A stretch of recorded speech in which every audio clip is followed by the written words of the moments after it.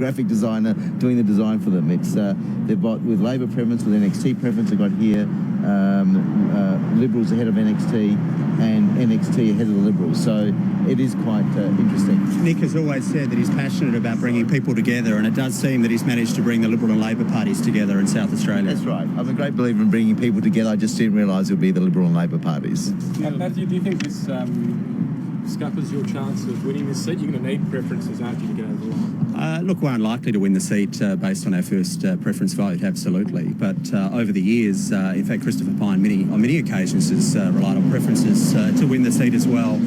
We remain optimistic. We're running a strong campaign. We don't have a lot of financial resource, but we're out there doing it. Do you think this shows, for example, how much you've given the Liberal and Labor parties a bit of a scare in this campaign? Well, I think the Nick Xenophon team is unique in South Australian politics and hopefully also in Australian politics. And I can't remember the last time we saw how-to-vote cards from the major parties that looked anything like that. Isn't it a bit cute to criticise the major parties for doing this when you're running an open ticket? But an open ticket is a much cleaner way of doing things, and that's been, it's very clear. We're telling people, we're letting voters make up their own, we're letting voters make up their own mind in terms of both the upper house and the lower house. But if you look at these particular forms of the major parties, it does seem to a bit misleading, somewhat misleading, because it puts a number of other parties ahead of us, and people need to know who those parties are, and that's one of the issues there. But, I mean, the Labor candidate's standing just here. And he's a good bloke, and I'm sure you'll speak to him in a minute. But why should he preference you if you won't preference him? Well, I think that we are a party of the political centre, so my plea is over the heads of the party machines, the Liberal and Labor party machines, and just simply to say, if you're a Liberal voter, give us your second preference. If you're a Labor voter, give us your second preference, because we're truly a part of the political centre. I voted with the government on a number of issues, a number of key issues, but also voted with Labor in terms of issues such as Medicare and young people not being thrown on the scrap heap within that first 6 months. So I think that's very important that they know that there is a balanced approach here.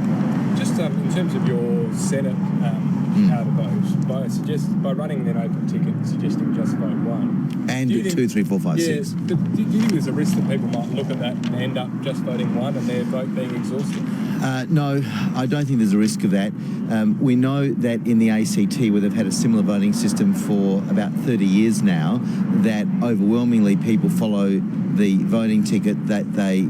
Sorry, not say it again. We know that in the ACT, in Canberra, where they have a system similar to the new Senate voting system, the overwhelming majority of people follow the instructions to number the minimum number of boxes. So I think that's what will happen here. And of course, the ballot paper itself says you should number at least 1 to 6 above or at least 1 to 12 below. All right, so that's a fairly miffed Nick Xenophon there, describing the Labor and Liberal preferencing strategies for those lower house seats. I think they're talking in particular there about the seat of Boothby as clever and cynical. We're still waiting on the Bill Shorten meeting.